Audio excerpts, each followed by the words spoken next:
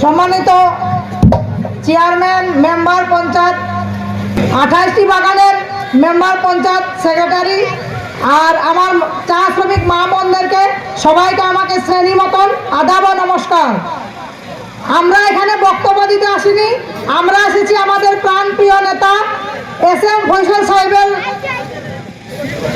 নির্বাচনী সভার আলোচনা সভার দুটি কথা উনি বলবেন, আমরা শুনবো, আমরা ধৈর্য সহকারে ওনার বক্তব্য শুনবো। আমরা এতদিন পরে, বিগত 17 বছর পরে আমাদের প্রাণপ্রিয় একজন নেতা পেয়েছি। আমরা সাধারণ চা শ্রমিক, আমরা অনেক অবহেলিত হয়েছি, এখন আমাদের মনের মতন আমরা একজন নেতা পেয়েছি। তার কাছে আমাদের মনের কথা, আমাদের চেয়ারম্যান মহোদয় আছেন, গণ্যমান্য ব্যক্তিবর্গ আছেন, তারা আমাদের দুঃখের কথা তুলে ধরবেন তাদের কাছে। আমরা তাদের কাছে না চেয়ে অনেক কিছু পেয়েছি, এত বছর পরে আমরা একজন নেতা পেয়েছি, তার কাছে আমরা একটি মূল্যবান ভোট একটি দিয়ে তার কাছে আমরা অনেক কিছু আশা রাখি। এতদিন আমাদের অনেক নেতা মন্ত্রী এসে আমাদেরকে অনেক আশ্বাস দিয়েছেন, অনেক মিথ্যা অনেক কিছু বলেছেন, কিন্তু কেউ কোনো কিছু করে দিতে পারেনি। আর আমরা এস.এম. ফয়সাল সাহেবের সুযোগ্য সন্তান, আমাদেরকে কর্মের অনেক কিছু করে দিয়েছেন। আমরা তার কাছে একটি মাত্র ভোট দিয়ে আমাদের একটি মাত্র ভোট দিয়ে তাদের কাছে আমাদের অনেক দিনের ঋণ আমরা শোধ করতে চাই। আমরা সবাই একত্রিত হয়েছি, একটি মাত্র ভোট দিয়ে তাদেরকে আমাদের জনগণের চা শ্রমিকের সেবা করার সুযোগ দিতে চাই। আমরা সবাই এক হয়েছি একমাত্র একটি ভোট দিয়ে তাদেরকে আমাদের জনগণের সেবা করার সুযোগ দেওয়ার জন্য। সকলকে ধন্যবাদ। শ্রদ্ধার সাথে স্মরণ করছি শহীদ রাষ্ট্রপতি জিয়াউর রহমান ও তার সহধর্মিণী বেগম খালেদা জিয়া।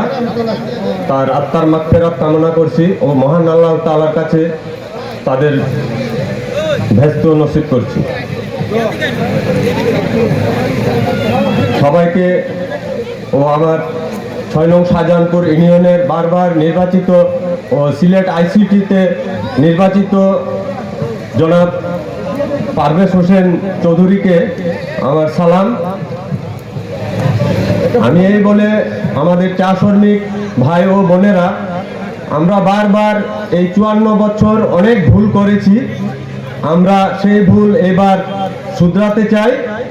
অথচ আমাদের অনেক সমস্যা আছে যেগুলো আমরা এস.এম.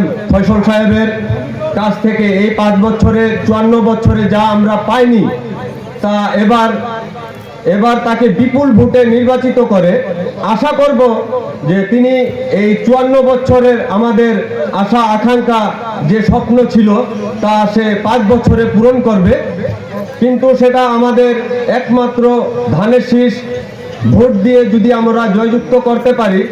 12 তারিখে আমরা ভোট দিয়ে শুধু বাড়িতে চলে যাব এমন কোনো কথা না। আমরা ফয়সাল সাহেবের সুযোগ্য সন্তান, শওকত ভাইয়ের সৈনিক হিসাবে যতক্ষণ পর্যন্ত ভোটের ফলাফল ঘোষণা না হবে ততক্ষণ পর্যন্ত এস.এম. ফয়সাল সাহেবের সৈনিক হয়ে আমরা ভোট কেন্দ্র পাহারা দিয়ে রাখবো, এই বলে আমরা প্রতিজ্ঞা নিচ্ছি।